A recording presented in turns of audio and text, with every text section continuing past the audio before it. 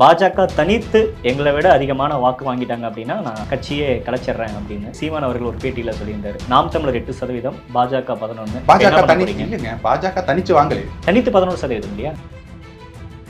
நீ தனிச்சு நின்று என்ன வென்று காட்டு அப்படிங்கறது தான் அவருடைய. தமிழிசை செகண்ட் பிளேஸ் வந்திருக்காங்க, நயினார் வந்திருக்காரு, இதெல்லாம் ஏத்துக்க மாட்டீங்க? அது யாருடைய வாக்கு? அதுல வந்துட்டு நீங்க மத்த கட்சிகளுடைய வாக்குகள் இல்லவே இல்லைங்கிறீங்களா? கூட்டணிங்கிறத பொறுத்த வரைக்கும் யார் ஒருவராலையும் இது என்னுடைய வாக்கு, நான் திமுக அதிமுக உட்பட என்னுடைய வாக்குன்னு அவங்களால கிளைம் பண்ணவே முடியாது. அண்ணன் சொன்ன சவாலை நீங்க யாரும் புரிஞ்சுக்கலன்னு நினைக்கிறேன். அதனாலதான் தெளிவுபடுத்துங்கன்னு கேட்கிறேன். யாரோடும் கூட்டணி இல்லை. நாம் தமிழர் கட்சி ஒரே கட்சி, 40 தொகுதிகளிலும் போட்டியிடுது, ஒரே சின்னம், எல்லா இடத்துலயும் போட்டியிடுது. சவாலாவே விடுறேன், பாஜக மற்ற கட்சிகளோடு கூட்டணி வைக்காம நிக்கட்டும், நாம் தமிழர் கட்சி நிக்கிறோம். யார் அவங்க 26 வரைக்கும் கூட்டணி உறுதிப்படுத்திட்டாங்களே. அதான் சொல்றேன், உலகத்தில் பெரிய கட்சின்னு சொல்றீங்க, இந்தியாவில கூட இல்ல, உலகத்தில் பெரிய கட்சி நாங்க தான், அதிகமாக எம்பி சீட் வச்சிருக்கிறது நாங்க தான் சொல்றீங்க. நின்னு காட்டுங்க உங்களோட உயரம் என்னங்கறத அளந்து பாருங்க. தமிழகத்துல அதிமுக, திமுக, பாஜக, காங்கிரஸ் இந்த 4 கட்சிகளோடும் கூட்டணி இல்லை அப்படிங்கறத சொல்லிதான் வந்துட்டு நாங்க வந்து கட்சி தொடங்க காலத்துல அறிவிச்சோம். திராவிட கட்சிகளை வீழ்த்தணும் அப்படின்னு சொல்றீங்க. பட் இப்ப நம்மளுக்கு கிடைச்சிருக்க டேட்டா பிரகாரம் பாத்தீங்க அப்படின்னா கன்னியாகுமரி, புதுச்சேரி ஆகிய 2 தொகுதிகளை மட்டும்தான் அதிமுக பின்னுக்கு தள்ளிட்டு நாம் தமிழர் வளர்ந்துருக்கு. மற்ற தொகுதிகள் எல்லாமே வந்து நீங்க பாமக, அமமுக மாதிரியான இவங்களை தானே வீழ்த்திட்டு வந்திருக்கீங்க. அது எப்படி ஒரு சரியான நகர்வா இருக்கும்? இல்ல, உறுதியா இது ஒரு தொடக்கம். இந்த தொடக்கம்ங்கிறது அதிமுகவை தாண்டி நாம் தமிழ் கட்சி வாக்கு எடுத்திருக்கு. நாம் தமிழ் கட்சி அவர்களை வென்று அவர்களை தாண்டிய வாக்கை பதிவு பண்ணியிருக்கு. முதல் முறையாக ஒரு திராவிட கட்சியை வீழ்த்தி நாம் தமிழ் கட்சி பதிவு பண்ணியிருக்கனால அது மிகப்பெரிய வெற்றி தான். சட்டம் ஒழுங்கு பிரச்சனையில இருந்து விலைவாசி உயர்வு, கரண்ட் பில், இது எல்லாமே வந்து மக்களை நேரடியாக பாதிக்குது. பெரிய அளவிலான அதிருப்தி அரசாங்கத்து மீது இருக்கு அப்படின்னா அது தேர்தல் ரிசல்ட் அப்படி காமிக்கலையே. 40க்கு 40 கொடுத்துருக்காங்க. உறுதி, அதை தான் நான் சொன்னேன். இது வந்துட்டு மோடி வேணுமா வேண்டாமா அப்படிங்கிறதை நிர்ணயிக்கக்கூடிய ஒரு தேர்தலாக இருக்கு. என்ன கேட்டீங்கன்னா நீங்களும் மோடி வேணாம் அதான் சொல்றேன். என்ன கேட்டீங்கன்னா நான் மோடி வேண்டாம்னு தானே சொல்றேன். அப்ப மக்களுக்கு வந்து மோடி எதிர்க்கிறதுல திமுக மேல மட்டும் நம்பிக்கை இப்போதைக்கு அவர்கள் வச்சிருக்கிறாங்க. அது ஏமாற்றப்படும் போது அவர்களுக்கு புரியும். இப்ப இந்தியா கூட்டணி அப்படின்னு ஒண்ணு உருவாகி பாஜகவை வீழ்த்தினதுக்கு இந்தியா கூட்டணி மிக முக்கியமான பங்கு வச்சு, அதுல மிக முக்கியமான ரோல் தமிழக முதலமைச்சர் மு க ஸ்டாலின் பண்ணியிருக்காரு. அப்ப இது எல்லாமே நீங்க வீழ்த்த முடியல. இன்னும் அவர்கள் கையில தானே ஆட்சி இருக்குது. நீங்க இதை இவர்கள் செய்யறாருங்கல்ல. இப்ப ஆட்சி அதிகாரத்தில் உட்கார்ந்து கொண்டு அங்க மத்திய அரசு இங்க என்னெல்லாம் திட்டங்களை கொண்டு வருதோ அதை எவ்வளவு தூரம் திமுக எதிர்க்குது அல்லது ஆதரிக்குதுங்கிறத பாருங்க. நாம் தமிழர் கட்சி ஒருங்கிணைப்பாளர் சீமான் அவர்களுக்கும் விஜய் அவர்களுக்கும் என்னதான் நடக்குது? அண்ணன் தம்பிக்குள்ள 1008 கலந்துரையாடல்களுக்கும் உறவுகள். அண்ணன் தம்பி பாசமா இருந்தா பிரச்சனை இல்லை. அரசியல் ரீதியாகவும் அவர்கள் வந்துட்டு அண்ணன் தம்பிகளாகவே பழகி கொண்டிருக்கிறார்கள். காலம் முடிவு பண்ணும் அது எங்க கொண்டு போய் சேர்க்க போகிறது.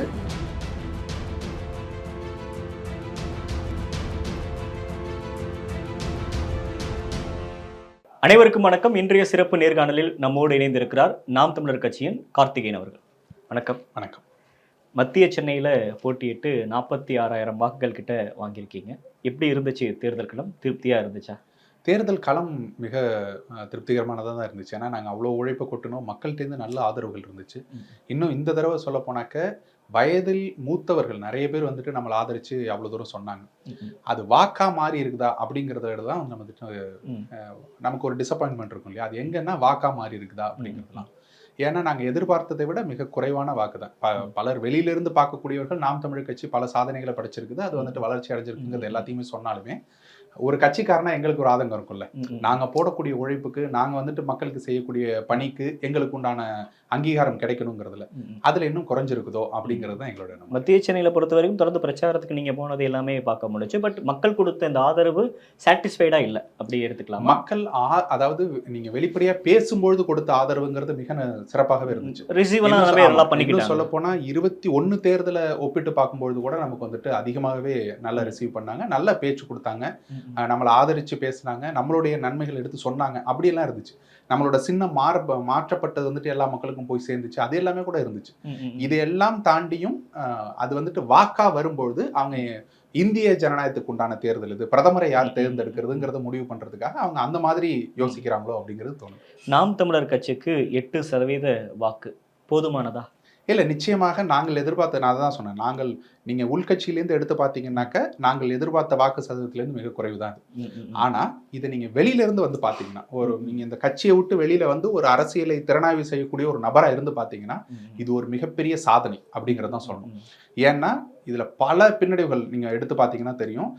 என்ஐஏ ரைடு விட்டதுல இருந்து எங்களுக்கு ஒரு அவப்பெயர் ஏற்படுத்தணுங்கிறதுல இருந்து கைது நடவடிக்கைகள்ல இருந்து எங்களுக்கு வந்துட்டு சின்னம் பறிக்கப்பட்டதுல இருந்து கடைசி நாள் வரைக்கும் எங்களுக்கு ஒரு சின்னத்தை உறுதி செய்து கொடுக்காம இருந்தது. நாங்க எந்த சின்னம் கேட்டோமோ அது எதையுமே கொடுக்காம அவர்கள் தான் ஒரு சின்னம் இதுதான் உங்களுக்கு அப்படின்னு எங்களுக்கு வந்துட்டு தள்ளப்பட்டதுல இருந்து ஆரம்பிச்சு 20 நாள்ல தான் எங்களுக்கு வந்துட்டு ஒரு சின்னமே கொடுக்கப்படுது. அதன் பிறகு எங்களுடைய வேட்பாளர்கள் களத்துல இறங்கி அந்த சின்னத்தை மக்கள்கிட்ட கொண்டு போய் சேர்த்து இது பண்றது.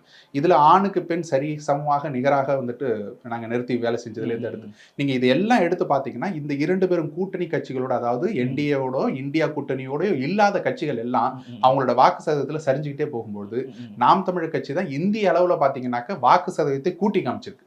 அப்ப அவ்வளவு தூரம் வந்துட்டு பண்றதுங்கிறது மிகப்பெரிய சாதனை தான்.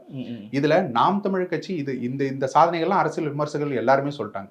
இதை தாண்டி ஒரு சாதனை இருக்கு. அதை நான் வந்துட்டு பதிவு பண்ணணும்னு சாதனை அது என்னன்னாக்க 2019 தேர்தலில் நான் முதல்ல களம் காண்றேன். 20 ஆண்கள் 20 பெண்கள்ங்கிறத முதல்ல அண்ணன் அறிவிச்சு அப்பதான் வந்துட்டு செயல்படுத்துறாரு. அப்ப சொல்லும் போது எல்லாருமே சொன்னாங்க இது வெறும் பப்ளிசிட்டி ஸ்டண்ட், எதிர்கட்சி கிட்ட இது பண்ணிட்டு பெண்களை வந்துட்டு டம்மி வேட்பாளரா போட்டுட்டாரு. இதெல்லாம் வந்துட்டு நாம் தமிழர் கட்சி மீது வைக்கப்பட்ட விமர்சனங்கள். புது வேட்பாளரை போடுறாரு, டம்மி வேட்பாளரை போடுறாரு அப்படிங்கிற மாதிரி. ஆனா இந்த முறை தேர்தல் நடக்கும்பொழுது பாத்தீங்கன்னா நாம் தமிழர் கட்சி எங்க வாக்கு சதவீதம் அதிகமா வாங்கும் அப்படிங்கிற கருத்து கணிப்புல இருந்து ஆரம்பிச்சு அது நிறைவேறிக்கக்கூடிய வாக்கு சதவீதத்தை வரைக்கும் எடுத்து பாத்தீங்கன்னா பெண்கள் அவ்வளவு தூரம் முன்னாடி நிற்கிறாங்க. நாம் தமிழர் கட்சியில இவர்கள் யாரும் டம்மி வேட்பாளர்கள் கிடையாது, களப்புலிகள்ங்கிறத பெண்கள் அவ்வளவு தூரம் நிரூபிச்சு காமிச்சிருக்காங்கிறது இருக்கு இல்லையா.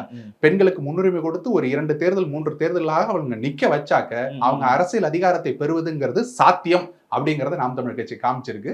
அதை மிகப்பெரிய சாதனையா நான் நினைக்கிறேன். இப்ப இந்த 8% அப்படின்னு நம்ம நாம் தமிழர் கட்சி கிடைச்சிருக்கு இல்லையா, இது எங்கிருந்து அறுவடை செய்யப்பட்ட வாக்குகள் அப்படின்னு நீங்க நம்புறீங்க? திமுக இருந்தா இல்ல அதிமுக இருந்தா இல்ல பாஜக இல்ல இது நாம் தமிழர் கட்சிக்காக உருவாகக்கூடிய வாக்குகள் தான். பட் இது எங்க இருந்தா ஒண்ணு வரணும் இல்லையா? புது வாக்காளர்கள் வர நாம் தமிழர் கட்சியினுடைய வாக்குகள் அதிகரிச்சுட்டே வருது. இப்ப நான் அதிமுகவில் இருந்தோ திமுகவில் இருந்தோ நான் வந்துட்டு அறுவடை செஞ்சிருந்தேன்னாக்க அவர்களுடைய வாக்கு சதவீதம் மிகப்பெரிய அளவுல வந்துட்டு சரிஞ்சிருக்கும். எங்களுடைய வாக்கு சதவீதம் நாங்க எம்எல்ஏ எலெக்ஷன்ல என்ன வாங்கணுமோ அது அப்படியே தக்க வைக்கப்பட்டிருக்கு. கூடுதலாக வந்துட்டு ஒரு 1.5% வாக்கு வந்துட்டு அதிகமாக பெற்றிருக்கும். இந்த 1.5% வாக்குங்கிறது எங்களுக்கு புதிதாக வந்தவர்களாகத்தான் தோணுது தவிர இந்த 2 கட்சிகள் இருந்தும் பிரிச்சு எடுத்ததாக எங்களுக்கு தோணல. இன்னொன்னு சொல்ல போனாக்க நிறைய பேர் இதையும் சொன்னாங்க, விஜய் அவர்கள் ஆதரவு கொடுத்தாரு, அவர் வந்துட்டு மைக்கு சின்னத்தை போட்டாரு, அதனால வந்துட்டு அப்படி இருந்திருந்தா நீங்க ஒரு 12% 15% நாம் தமிழர் கட்சி ஒரு ஜம்ப் இருந்திருக்கும்னாக்க நம்ம அதையும் எடுத்து பார்க்கலாம். அவருடைய ஆதரவும் வேலை செஞ்சிருக்குது அப்படிங்கிறது போல. ஆனா அவர் நேரடியாக ஆதரவு தெரிவிக்காத பட்சத்துல அவர் வந்துட்டு நாம் தமிழர் கட்சிங்கிற பெயரை கூட வந்துட்டு இது வரைக்கும் உச்சரிக்காத பட்சத்துல அந்த ஆதரவாளர் எல்லாம் இது வந்ததாக எனக்கு விஜயால வாக்கு வங்கி உயரல. இந்த தேர்தலை உறுதியாக இந்த தேர்தலை பொறுத்த வரைக்கும் நாம் தமிழர் கட்சியினுடைய வாக்கு வங்கி என்னவாக இருந்ததோ அது அப்படியே தக்க வைக்கப்பட்டிருக்கிறது. புதிதாக வந்தவர்கள் புதிய வாக்காளர்கள் பலர் எங்களை தேடி வந்திருக்காங்க அப்படிங்கறது எங்களுக்கு. பட் அரசியல் ரீதியா பாக்குறப்ப இங்க இந்த திராவிட கட்சிகளுக்கு மாற்றாக ஒரு சித்தாந்தத்தை நாம் தமிழர் வைக்கிறப்ப உங்க கொள்கைகள் அல்லது நீங்க எடுக்கக்கூடிய நடவடிக்கைகள்ல பிடித்தும் இருந்துச்சு அப்படின்னா இங்க இருக்கிற திராவிட வாக்குகள்ல இருந்து திராவிட கட்சிகள்ல இருந்து யாராச்சும் ஒருத்தர் உங்க பக்கம் ஷிஃப்ட் ஆயிருக்கணும் இல்லையா? ஷிஃப்ட் ஆகலையா? அது எப்போ வருவாங்கன்னாக்க இங்க சட்டமன்ற தேர்தல் வரும்போது வருவாங்க. என்ன காரணம்னா இந்த தேர்தலை பொறுத்த வரைக்கும் மக்கள் முடிவெடுக்கிறது ஒரே ஒண்ணுதான், மோடி வேணுமா வேண்டாமா. தமிழக மக்கள் உறுதியா முடிவு வந்துட்டு திரும்ப சொல்லிட்டே இருக்கிறது மோடி வேண்டாம். ஒவ்வொரு தேர்தலையும் அவங்க வந்துட்டு அதை தான் சொல்லிக்கிட்டே இருக்கிறார்கள். மீண்டும் அதையே சொல்லி நிரூபிச்சிருக்கிறாங்க. அதை வந்துட்டு நாங்க பாராட்டுறோம், வரவேற்கிறோம். அதுல எல்லாம் எங்களுக்கு எந்த இதுவும் இல்லை. ஆனா சட்டமன்றத்துக்குன்னு வரும்போது மாநில உரிமைகளை யார் பேசுறாங்க, தொலைநோக்கு பார்வைகளை யார் எடுத்து வைக்கிறாங்க, இங்க உறுதியாக கொள்கையில் யார் நிக்கிறாங்க, யார் வந்துட்டு ஊழல் லஞ்சத்துக்கு எதிராக உண்மையிலே செயல்படுறாங்க, செயல்பாட்டு அளவுல யார் இருக்கிறாங்க, இதெல்லாம் எடுத்து பார்த்தாங்க அப்படின்னாக்க நாம் தமிழர் கட்சியோட வாக்கு சதவீதம்ங்கிறது மிகப்பெரிய மாநில உரிமைகள் அப்படின்றது திமுக அதிமுக எல்லாரும் நாம் தமிழர் என்ன வித்தியாசம்? அதாவது திமுகவோ அதிமுகவோ இல்லாத போதா இங்க மாநில உரிமைகள் பறிபோனது. நீங்க அது கல்விக் கொள்கையில இருந்து எடுத்து பாருங்க, எல்லாத்தையும் எடுத்து பாருங்க. திமுக ஆட்சியில இருக்கும் போதோ அதிமுக ஆட்சியில இருக்கும் போதோ தானே எல்லாமே பறி போயிருக்கு. அப்ப தடுக்கிறதுக்கு என்ன நடவடிக்கை செஞ்சாங்க? கச்சத்தீவு பறி போன போது அங்க ஆட்சியில இருந்தது யாரு? திமுக தானே. இங்க கல்வி வந்துட்டு பொதுப்பட்டியலுக்கு போகும்போது ஆட்சியில் இருந்தது யாரு? இவர்கள் எல்லோரும் இருந்து கொண்டு அவர்கள் வந்துட்டு அதை சரிவர செய்யாமல் இருக்கிறாங்கிறது தானே எங்களோட குற்றச்சாட்டு. அவங்க மாநில உரிமையை சரியா செஞ்சிருப்பாங்க அப்படின்னாக்க நாம் தமிழர் கட்சின்னு ஒரு கட்சி உருவாயிருக்கவே தேவையில்லையே. உருவானதுக்கு காரணமே அவர்கள் சரியா செய்யறது இல்ல. அதை நாங்கள் திருத்தி செய்வோம், சரியாக செய்வோங்கிறது தான். திராவிட கட்சிகளை வீழ்த்தணும் அப்படின்னு சொல்றீங்க. பட் இப்ப நம்மளுக்கு கிடைச்சிருக்க டேட்டா பிரகாரம் பாத்தீங்க அப்படின்னா கன்னியாகுமரி, புதுச்சேரி ஆகிய 2 தொகுதிகளை மட்டும்தான் அதிமுக பின்னுக்கு தள்ளிட்டு நாம் தமிழர் வளர்ந்திருக்கு. மற்ற தொகுதிகள் எல்லாமே வந்து நீங்க பாமக, அமமுக மாதிரியான இவங்கள தானே வீழ்த்திட்டு வந்திருக்கீங்க. அது எப்படி ஒரு சரியான நகர்வா இருக்கும்? இல்ல, உறுதியா இது ஒரு தொடக்கம்.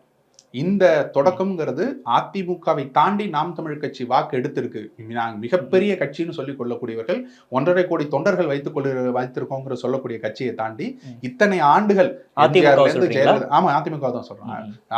எம்ஜிஆர்ல இருந்து ஜெயலலிதாவில இருந்து வளர்த்தெடுத்த ஒரு கட்சியை தாண்டி நாம் தமிழ் கட்சி ஒரு தொகுதியில, அதுவும் வந்துட்டு இது சட்டமன்ற தொகுதி கூட இல்ல, 6 சட்டமன்றங்களை உள்ளடக்கிய ஒரு தொகுதியில நாம் தமிழ் கட்சி அவர்களை வென்று அவர்களை தாண்டிய வாக்க பதிவு பண்ணியிருக்கு. முதல் முறையாக ஒரு திராவிட கட்சியை வீழ்த்தி நாம் தமிழர் கட்சி பதிவு பண்ணிருக்கனால அது மிகப்பெரிய வெற்றி தான். இன்னும் நீங்க எடுத்து பாத்தீங்கன்னாக்க இவர்கள் டெபாசிட் வாங்குவார்களா, இவர்கள் வந்துட்டு இது பண்ணுவாங்களா, அவ்வளவு கிண்டல் செய்தார்கள். அதையெல்லாம் உடைச்செறிஞ்சிட்டு பல இடங்களில் டெபாசிட் வாங்கி இருக்கிறாங்க. 1 லட்சம் வாக்குகளை தாண்டி வந்துட்டு நீங்க 12 இடத்துல வாங்கி இருக்கிறாங்க, 6 இடத்துல வந்துட்டு 3வது இடத்துக்கு போயிருக்காங்க. இது எல்லாமே வந்துட்டு நாம் தமிழர் கட்சி மிகப்பெரிய அளவுல வலுவாக தன் காலை இங்க ஊன்றி இருக்கிறது அப்படிங்கறத அதிமுக விசஸ் நாம் தமிழர் அப்படின்னு பாக்குறப்ப ரொம்ப கம்ஃபர்ட் ஜோனா இருக்கு அவங்களுக்கு. அதிமுக வீழ்த்துறது நாம் தமிழருக்கு ஈஸியா இருக்கு. அதிமுகவை வீழ்த்துவதுங்கிறது மக்கள் வீழ்த்திக்கிட்டு இருக்காங்க. ஏன்னா அங்க சரியான நடவடிக்கை இல்ல. அவர்கள் எதிர்க்கட்சியாக இங்க செயல்படவே என்னவா இருக்குன்னு கேக்குறேன். அதிமுக எனக்கு வேணாம் அப்படின்னா அதுக்கு மாற்றா நாம் தமிழர் இருக்கா? உறுதியா செய்யறாங்க. உறுதியா நீங்க திமுகவை பொறுத்தவரை அவர்கள் வெற்றியின் இதுலயே உட்கார்ந்து இருக்கிறாங்க. அவர்களோட கூட்டணியை வந்துட்டு கலையாம பாத்துக்கிறாங்கிறதுனால மக்கள் வந்துட்டு திமுக அந்த கூட்டணிக்கு ஆதரவு அளித்த அத்தனை பேரும் திரும்ப அதே கூட்டணிக்கு ஆதரவு அளிக்கிறது நம்மளால பார்க்க முடியும். ஆனா அதிமுக கூட்டணிக்கு இதற்கு முன்னாடி ஆதரவு அளிச்ச அத்தனை பேரும் இப்ப திரும்பி பாத்தீங்கன்னாக்க எல்லோரும் தங்கள் வாக்கு சதவீதத்தை மாத்தி போட்டிருக்கிறாங்க. அது வந்துட்டு நாம் தமிழர் கட்சியை நோக்கி வந்துட்டு வரலாம் அப்படிங்கறதோட எங்களுடைய கணிப்பு. அது எப்ப வரும்னா சட்டமன்ற தேர்தலில் உறுதியா வரும். ஒரு ஆன்டி இன்கமன்சி வந்து ரொம்ப அதிகமா இருக்கு. நீங்க வந்து வேட்பாளர் அறிவிக்கப்பட்டதுக்கு அப்புறம் நம்ம ஒரு நேர்காணல் செஞ்சோம். அதில் நீங்க நிறைய சொல்லியிருந்தீங்க. சட்டம் ஒழுங்கு பிரச்சனையில இருந்து விலைவாசி உயர்வு, கரண்ட் பில், இது எல்லாமே வந்து மக்களை நேரடியா பாதிக்குது. பெரிய அளவிலான அதிருப்தி அரசாங்கத்து மீது இருக்கு அப்படின்னா அது தேர்தல் ரிசல்ட் அப்படி காமிக்கலையே. 40க்கு 40 கொடுத்திருக்காங்க. உறுதி. அதுதான் நான் சொன்னேன். இது வந்துட்டு மோடி வேணுமா வேண்டாமா அப்படிங்கறதை நிர்ணயிக்கக்கூடிய ஒரு தேர்தலாக இருக்கு. என்ன கேட்டீங்கன்னா நீங்களும் மோடி வேணாம் அதான் சொல்றேன். என்ன கேட்டீங்கன்னா நான் மோடி வேண்டாம்னு தானே சொல்றேன். அப்ப அவங்க வந்துட்டு என்ன நினைக்கிறாங்கன்னாக்க இவர்களுக்கு வாக்கை செலுத்தி விட்டோம்னா மோடி வேண்டாங்கிறத நம்ம உறுதியா நிறைவேற்றலாம். மக்களுக்கு வந்து மோடி எதிர்க்கிறதுல திமுக மேல மட்டும் நம்பிக்கை இப்போதைக்கு அவர்கள் வச்சிருக்காங்க. அது ஏமாற்றப்படும் போது அவர்களுக்கு புரியும். நான் திரும்ப திரும்ப பல இடங்கள்ல சொல்லியிருக்கிறோம். அவர்கள் மோடியை எதிர்த்து எந்த வேலைகளையும் செய்யல. சொல்ல போனா வெள்ளக்கொடையை பிடிச்சிட்டு போய் நின்று வெள்ளக்கொடை வேந்தே நின்னவர்கள் தான் அவர்கள். அதை மக்கள் புரிஞ்சுக்கல. அது புரிஞ்சுக்கக்கூடிய காலம் வரும். இந்தியா கூட்டணி அப்படின்னு ஒண்ணு உருவாகி பாஜகவை வீழ்த்தினதுக்கு இந்தியா கூட்டணி மிக முக்கியமான பங்கு வச்சு, அதுல மிக முக்கியமான ரோல் தமிழக முதலமைச்சர் மு.க. ஸ்டாலின் பண்ணியிருக்காரு. அப்ப இது எல்லாமே நீங்க வீழ்த்த முடியல. இன்னும் அவர்கள் கையில தானே ஆட்சி இருக்குது. அப்படி இருக்கும்பொழுது நீங்க இவர்கள் செய்யறாருங்கல்ல. இப்ப ஆட்சி அதிகாரத்தில் உட்கார்ந்து கொண்டு அங்க மத்திய அரசு இங்க என்னெல்லாம் திட்டங்களை கொண்டு வருதோ அதை எவ்வளவு தூரம் திமுக எதிர்க்குது அல்லது ஆதரிக்குதுங்கிறத பாருங்க. அடுத்த 2 ஆண்டுகளுக்கும் நீங்க பாருங்க அவங்க என்ன செய்யறாங்க. இப்ப இன்னைக்கு இருந்த 3 வருஷமும் கடுமையாக எதிர்த்திருக்காங்க. 8 வழிச்சாலையை யார் ஆதரிச்சது? அது சென்ட்ரல் கவர்மெண்ட் கொண்டு வந்த திட்டம் தானே. எதிர்கட்சியா இருக்கும் போது அவர்கள் எதிர்த்தார்கள் தானே. ஏன் ஆதரிச்சாங்க? இங்க பசுவுக்கு மடம் அமைச்சது யாரு? திமுகவா பாஜகவா? திமுக தானே இங்க வந்துட்டு பசுவுக்கு மடம் அமைச்சு அதை வந்துட்டு கொண்டாடினது. இவர்கள் இங்கே இந்துத்துவாவின் வேறாக இவர்கள் செய்ய வேண்டிய வேலைகள்லாம் செய்து கொண்டே இருக்கிறார்கள். புதிய கல்விக் கொள்கையை ஏற்றுக்கொள்வோம்னு சொன்னது யார்? இப்ப திமுக தானே சொல்லுது. அப்போ இவர்கள் எதிர்கட்சியாக இருக்கும்போது இவர்கள் எதையெல்லாம் எதிர்த்தார்களோ, எதெல்லாம் பாசிச பாஜக செய்கிறதுன்னு சொன்னார்களோ, ஆளுங்கட்சியா வந்த பிறகு அதை நீங்க தானே செஞ்சிருக்கீங்க. அப்ப இதையெல்லாம் மக்கள் புரிஞ்சுக்கணும். மக்கள் புரிஞ்சு கொள்ளும் பொழுது அவர்கள் மொத்தமாக மக்களுக்கு அரசியல் படுத்துறது அல்லது மக்களுக்கு வந்து ஒரு விழிப்புணர்வை ஏற்படுத்துறது ஒரு எதிர்கட்சியாக நீங்க செய்யற வேலை தான். உறுதியா அதுதான் நாங்க செஞ்சுட்டு இருக்கோம். அதன் மூலமாகத்தான் மக்கள் எங்களை எத்தனை வருடமா செஞ்சுமே மக்களுக்கு வந்து அந்த ஒரு மனநிலை மாறலையா? நீங்க திமுக கட்சி ஆரம்பிச்சதுல தொடங்கி ஆட்சிக்கு வர்றதுக்கு எவ்வளவு காலம் இருக்குன்னு நீங்க எடுத்து பாருங்க. வரலாற்றை பாருங்க, தெரியும் உங்களுக்கு. நாம் தமிழர் கட்சி எந்த பின்புலமும் இல்லாமல் திமுக ஆரம்பிக்கும் போது கூட அவர்களுக்கு வந்துட்டு திராவிட கழகங்கிற ஒரு பின்புலத்திலேருந்து உள்ள வர்றாங்க. அவர்கள் வந்துட்டு ஒரு சினிமா நடிகர்களாக அவ்வளவு தூரம் அறியப்பட்டவர்கள் எல்லாம் உள்ள வச்சுக்கொண்டு அவங்க வந்துட்டு கட்சியை நடத்திட்டு இருக்காங்க. நாம் தமிழர் கட்சி எப்படியாக ஆரம்பிக்கப்பட்டது? ஒற்றை நபரால் ஆரம்பிக்கப்பட்டு ஒரு நபர் அவர் வந்துட்டு தொண்டை தண்ணி கிழிய எல்லா மாவட்டங்கள்லையும் பேசி பேசி பேசி பேசி மக்களை வந்துட்டு புரட்சிக்கு தயார்படுத்தி ஒரு அங்கீகரிக்கப்பட்ட கட்சியாக நாம் தமிழ் கட்சி எவ்வளவு குறுகிய காலத்துல ஆயிருக்குங்கிறத நீங்க எடுத்து பாருங்க. விசிக்கு அடுத்து பாருங்க எவ்வளவு காலம் ஆயிருக்கு அவர்கள் அங்கீகரிக்கப்பட்ட கட்சியாக மாறுவதற்கு. எவ்வளவு போராட்டங்கள். போராட்டங்கள், எவ்வளவு வழிகள், எவ்வளவு அவமானங்கள், இதெல்லாம் தாண்டி கூட்டணிக்குள்ள இருந்துதான் அவர்களால் வந்துட்டு ஒரு அங்கீகரிக்கப்பட்ட கட்சிங்கிற பேரை பெற முடியுது. ஐயா வைகோ எடுத்துக்கொள்ளுங்கள். அவர்கள் அங்கீகரிக்கப்பட்ட கட்சியாக மாறின பிறகும் திரும்ப வந்துட்டு அது பறிக்கப்பட்டு திரும்ப போனவங்க. ஐயா விஜயகாந்த் அவர்கள் ஒரு கட்சி எடுத்து பாருங்க. இது எல்லாமே எடுத்து பாத்தீங்கன்னாக்க ஒரு சேச்சுரேஷன் பாயிண்ட் வந்து நீங்க சேச்சுரேஷன் பாயிண்ட்டுக்கு வரும். நாம் தமிழர் கட்சி தன்னுடைய வளர்ச்சியை நிலையாக நிலைநாட்டு கொண்டு வருது. நீங்க இத்தனை தேர்தலில் தனித்து போட்டியிட்ட ஒரு கட்சியை நீங்க வரலாற்றில் காட்டுங்க. இத்தனை தேர்தலில் நாங்க வந்துட்டு எந்த கூட்டணியோடும் சேராமல் தனித்து போட்டியிட்டு எங்கள் பலத்தை நாங்க நிரூபிச்சிருக்கிறோம் அப்படின்னு சொல்றதுக்கு இந்த தமிழக வரலாற்றிலே வேற எந்த கட்சிக்கும் இப்ப தனித்து நாம் தமிழர் களம் காணுகிறதா அவங்களோட பிளஸ் பாயிண்டாவே இருக்கா? உறுதியாக இருக்கு. தனித்து களம் காணுவது கொண்ட கொள்கையில் நிலைப்பாட்டிலிருந்து மாறாம இருக்கிறது. அதிமுக, திமுக, பாஜக, காங்கிரஸ் இந்த 4 கட்சிகளோடும் கூட்டணி இல்லை அப்படிங்கறத சொல்லிதான் வந்துட்டு நாங்க வந்துட்டு கட்சி தொடங்கிய காலத்துல அறிவிச்சோம். அது இன்றளவும் அப்படியே கடைபிடித்துக் கொண்டு நாங்கள் மாற்று என்றால் மாற்று, அதுல திரும்பி போய் அவர்கள்ட்டே கலக்கிறது இல்ல அப்படிங்கறதுல உறுதியா நிக்கிறது தான் மக்கள் மத்தியில எங்களுக்கு இந்த அங்கீகாரத்தை கொடுத்திருக்கு. இப்ப பொதுவாவே ஒரு விமர்சனங்கள், அது பொதுவா ஒரு பார்வைகள் சொல்லப்படுது என்ன அப்படின்னா, நாம் தமிழருக்கு கடைசியாக தேர்தலில் இருந்த கரும்பு விவசாய சின்னத்தை வந்து கொடுத்திருந்தாங்க அப்படின்னா அவங்க வாக்குகள் இன்னும் கூட இரட்டிப்பாக மாறி இருக்க வாய்ப்பு இருக்கு அப்படின்னு.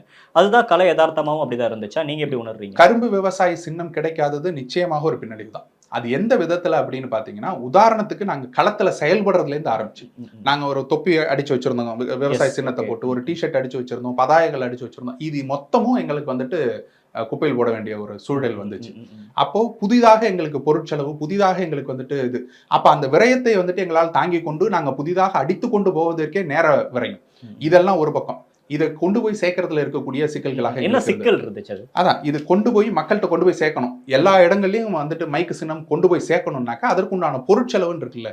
எங்களுக்கு ஏற்கனவே நாங்க செய்து வைத்திருந்த பொருட்செலவு மொத்தத்தையும் வீணாக்கி விட்டு புதிதாக நாங்க செய்யணும் அப்படிங்கறதே எங்களுக்கு உண்டான சிக்கலாக இருந்தது.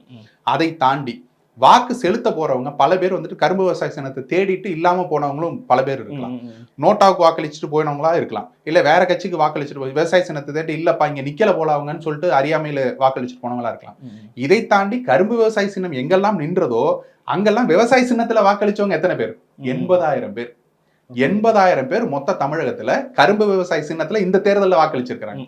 அப்ப அவங்களுடைய எண்ணம் என்னவா இருந்திருக்கு? நான் நாம் தமிழர் கட்சிக்கு கரும்பு விவசாய சின்னத்துல வாக்களிக்கிறேன், சீமானோட சின்னம் விவசாயி அப்படிங்கறத கொண்டு போய் சேர்த்து நாங்க வச்சிருந்ததுனால அந்த 80,000 வாக்குகள்ங்கிறது கிட்டத்தட்ட 1% வாக்குகள். நீங்க எடுத்து பாத்தீங்கன்னாக்க நாங்க இப்ப வாங்கியிருக்கிறது 8.2ன்னா அது 9.2 மாறக்கூடிய அளவுக்கு உண்டான வலிமையான வாக்கு உயர்ந்திருக்கும் நிச்சயமா. இது விழுந்த வாக்குலயே சொல்றேன் நான். இன்னும் விவசாய சின்னம் இல்லைங்கிறதுனால விழாம போன வாக்குகள் எவ்வளவுங்கிறத நம்மளால அளந்து பார்க்க முடியாது. அப்போ நீங்க இந்த விவசாய சின்னங்கிறது நிச்சயமாக ஒரு பின்னடைவை கொடுத்திருக்கும். நாங்க சின்னத்தை தாண்டி ஒரு எண்ணத்தில் நிக்கிறதுனாலதான் எங்களுடைய வாக்கை முழுவதுமாக தக்க வச்சுட்டு வாக்கு சதவீதத்தை உயர்த்த முடிஞ்சிருக்கு. தேர்தலுக்கு ரிசல்ட் வரதுக்கு ஒரு சில நாட்கள் முன்னாடி சீமான் அவர்கள் ஒரு பேட்டியில சொல்லியிருந்தாரு, பாஜக தனித்து எங்களை விட அதிகமான வாக்கு வாங்கிட்டாங்க அப்படின்னா நான் கட்சியே கலைச்சிடுறேன் அப்படின்னு. நாம் தமிழர் 8%, பாஜக 11. பாஜக இல்லைங்க, பாஜக தனிச்சு வாங்கல, தனித்து 11% இல்லையா? தனிச்சு வாங்கல, அது கூட்டணி கட்சிகளுடையது. இன்னும் சொல்ல போனா அந்த கூட்டணி கட்சிகள்ல இருக்கக்கூடிய இதுலயுமே தாமரை சின்னத்துல 5 பேர் அவங்க கட்சிக்காரங்களே கிடையாது. நின்னதுல 5 பேர் வந்துட்டு ஏசி சண்முகத்துல இருந்து பாரிவந்தர்ல இருந்து. எலெக்ஷன்ல இதெல்லாம் சேர்ந்து தானே தேர்தல், அவர்களுடைய கட்சியினுடைய வாக்காது அப்படிங்கறத நீங்க எடுத்து பார்க்கணும். நாங்க வளர்ந்துருக்கிறோம்னு சொல்றதுல அது இல்ல, கூட்டணியாக நிக்கிறாங்க. அண்ணன் சொல்லக்கூடிய சவால் என்ன? நீ தனிச்சு போட்டிடு, நீ தனிச்சு நின்று என்ன வென்று காட்டு அப்படிங்கறது அவருடைய. தமிழிசை செகண்ட் பிளேஸ் வந்திருக்காங்க, நயினார் வந்திருக்காரு, இதெல்லாம் ஏத்துக்க மாட்டீங்க? அது யாருடைய வாக்கு? அதுல வந்துட்டு நீங்க மத்த கட்சியினுடைய வாக்குகள் இல்லவே இல்லைங்கிறீங்களா? இப்ப அவர்களோட கூட்டணியில இருந்த மத்த யாருடைய கணக்குகளும் செயல்பாடு அப்படிங்கிறீங்க. நெல்லையில ஸ்ட்ராங் நீங்க நம்புறீங்களா? பாமக நெல்லையில ஒரு விஷயத்தை நீங்க எடுத்து பாருங்க, கூட்டணிங்கிறத பொறுத்த வரைக்கும் யார் ஒருவராலையும் இது என்னுடைய வாக்குன்னு, திமுக அதிமுக உட்பட என்னுடைய வாக்குன்னு அவங்களால கிளைம் பண்ணவே முடியாது. ஏன்னா அதுல அந்த கூட்டணியில அந்த தொகுதியில விழுந்த வாக்குகள்ல பல கட்சிகளுடைய தொண்டர்கள் இருக்கிறாங்க. அதுதான் இருக்கு. அண்ணன் சொன்ன சவாலை நீங்க யாரும் புரிஞ்சுக்கலன்னு நினைக்கிறேன். நீ தனிச்சு போட்டு தெளிவுபடுத்துங்க. அதுதான் அவர் சொல்றது என்னன்னா, முன்னாடியில இருந்து இது இப்ப விட்ட சவால் இல்ல. தேர்தல் எல்லாம் ஆரம்பிக்கிறதுக்கு முன்னாடி, கூட்டணி பேச்சுவார்த்தைகள் எல்லாம் ஆரம்பிக்கிறதுக்கு முன்னாடியில இருந்து இதே சவாலை தான் விட்டுட்டு இருக்காரு. நீ தனிச்சு நின்று என்னை விட வந்துட்டு அதிகமா ஓட்டு வாங்கி காட்டு அப்படிங்கிறது தான் அவருடைய சவால். அதை ஏற்றுக்கொள்ளுகிறதா பாஜகங்கிறது தான். அவர் அண்ணாமலை அப்பயே வந்துட்டு என்னால முடியாது, நான் வந்துட்டு கூட்டணியோட தான் போக போறேன், என்னுடைய உயரம் எனக்கு தெரியும்னு சொல்லிட்டு அவர் போயிட்டாரு. திரும்பவும் இது கேள்வியா வைக்கும் போது அண்ணன் திரும்பவும் தான் சொல்றாரு, நீங்க தனிச்சு நின்று என்னை வந்துட்டு வென்று காட்டுங்கள் அப்படிங்கறத சொல்றாரு. வரக்கூடிய இப்ப நாம் தமிழர் கட்சி எப்படி தனிச்சு நிக்குது? யாரோடும் கூட்டணி இல்லை. நாம் தமிழர் கட்சி ஒரே கட்சி, 40 தொகுதிகளும் போட்டியிடுது. ஒரே சின்னம் எல்லா இடத்துலயும் போட்டிடுது. மத்த கட்சிக்காரங்களை கூப்பிட்டு உள்ள வச்சுக்கிட்டு அவர்களுடைய உயரத்தை எங்களுடைய உயரம் நாங்க அவங்க காமிக்கல. பாஜகவை நம்பி பாஜகவோட சித்தாந்தங்களை பிடிச்சுதானே வராங்க. வரவங்களை இப்ப அவர்கள் பாஜக உறுப்பினரா இல்லையா? பாஜக உறுப்பினர்கள் இப்ப பாஜக உறுப்பினரா? ஏசி சண்முகமா சொல்றீங்களா? ஓகே, அவங்க இல்ல, அவங்க எல்லாம் இல்ல. ஏன்னா அவர்கள் சொந்தமா ஒரு கட்சி வச்சிருக்காங்க. சரத்குமார் மட்டும்தான் அவர் வந்துட்டு கட்சியை கலைச்சிட்டு போய் பாஜக சேர்ந்தார். மத்த எல்லாரும் அவங்க சொந்தமா ஒரு கட்சி வச்சிருக்காங்க. அந்த கட்சியினுடைய வாக்கை எடுத்துக்கொண்டு அது பாஜகவின் வாக்குன்னு சொன்னா எப்படி எடுக்க முடியும்? நீங்க அந்த 5 பேரோட வாக்கை நீங்க வந்துட்டு கழிச்சு பாருங்க, பாஜக எங்களோட கீழே தான் இருக்கும். நீங்க அப்படி எடுத்து பாருங்க. இன்னொன்னு, இது கூட்டணியோட வாக்கை தவிர அந்த ஒவ்வொரு தொகுதியிலும் விழுந்த வாக்குகள் கூட அவருக்குன்னு தனிப்பட்ட முறையில விழல. நீங்க தனிப்பட்ட முறையில உங்களோட உயரத்தை அளக்கணும்னா வருகிற சட்டமன்ற தேர்தலை நான் சவாலாவே விடுறேன். பாஜக மற்ற கட்சிகளோடு கூட்டணி வைக்காம நிக்கட்டும். நாம் தமிழர் கட்சியும் நிக்கிறோம். யார் 26 வரைக்கும் கூட்டணி உறுதிப்படுத்திட்டாங்களே. அததான் சொல்றேன். நீங்க உங்களோட உயரத்தை வந்துட்டு நீங்க நிரூபிக்கணும்னு நீங்க நினைக்கிறீங்கன்னா கூட்டணி இல்லாமல் நின்று காட்டுங்கள்னு சொல்றோம். உங்களுக்கு அந்த தைரியம் இருக்குதான்னு கேட்கிறோம். எங்களுக்கு அந்த தைரியம் இருக்குல்ல. நாங்கள் இத்தனை தேர்தல்களாக தொடர்ந்து தனித்து நிக்கிறோம்ல, தனித்து களங்காண்றதுக்கு உண்டான தைரியம் எங்களுக்கு இருக்குல்ல. அந்த தைரியம் இருந்தா நீங்க உலகத்தில் பெரிய கட்சின்னு சொல்றீங்க. இந்தியாவில கூட இல்ல, உலகத்தில் பெரிய கட்சி நாங்க தான், அதிகமாக எம்பி சீட் வச்சிருக்கிறது நாங்க தான் சொல்றீங்க. அப்ப நில்லுங்க, நின்னு காட்டுங்க, உங்களோட உயரம் என்னங்கறத அளந்து பாருங்க தமிழகத்துல. ஏன் அதை செய்யறதுக்கு உங்களுக்கு இவ்வளவு ஒரு கோபம் வன்மத்துல பேசுறீங்க? நீங்க அண்ணாமலை வாழ்த்தெல்லாம் சொல்றாரு உங்களுக்கு. பண்ணுவாருங்க, அவர் ஒரு நக்கலா ஒரு வாழ்த்து சொல்லிட்டு போவாரு. ஏன் அவரோட வாழ்த்தை ஏத்துக்க மாட்டீங்களா? ஒரு பாஜக மாநில தலைவர் அவரு. இல்லங்க, அவர் சொல்றதுலயே இருக்கு. அவர் என்னன்னாக்க, அவர் சொல்றதுல பல விஷயங்கள் வந்துட்டு நேர்மையா நின்னாங்க, உண்மையா நின்னாங்கிறது எல்லாமே சொல்றாரு. அதெல்லாம் தாண்டி நாங்க சின்னத்தை பறிச்ச பிறகும் அவர் வந்துட்டு நிக்கிறதுங்கிறது இல்லையா? அவரோட தொனியில நீங்க பாத்தீங்கன்னா தெரியும், உள்நோக்கம் இருக்கா? உறுதியாக உள்நோக்கத்தோட ஒரு நக்கலோட அவர் வந்துட்டு அந்த வாழ்த்தையை தெரிவிச்சுப்பாரு. நீங்க எல்லாம் சின்ன பசங்கிற மாதிரி அவர் சொல்றாரு. நாங்க எங்களோட உயரம் என்னங்கிறது அவருக்கு தெரியல. 26 காமிப்பீங்களா? நான் என்ன சொல்றேன், நீங்க இந்த தேர்தலே தனிச்சு நின்று இருந்தா உங்களோட உயரம் என்னங்கிறது தெரிஞ்சிருக்கும். 26ல உங்களுக்கு திராணி இருந்தால், தைரியம் இருந்தால் பாஜக தனிச்சு நிக்கட்டும். நீங்க எந்த மூலையில் தள்ளப்படுகிறீர்கள், எத்தனாவது இடத்துக்கு தள்ளப்படுறீங்கன்னு பாருங்க. 8வது இடம் 9வது இடத்துலயாவது வருவீங்களான்னு பாருங்க.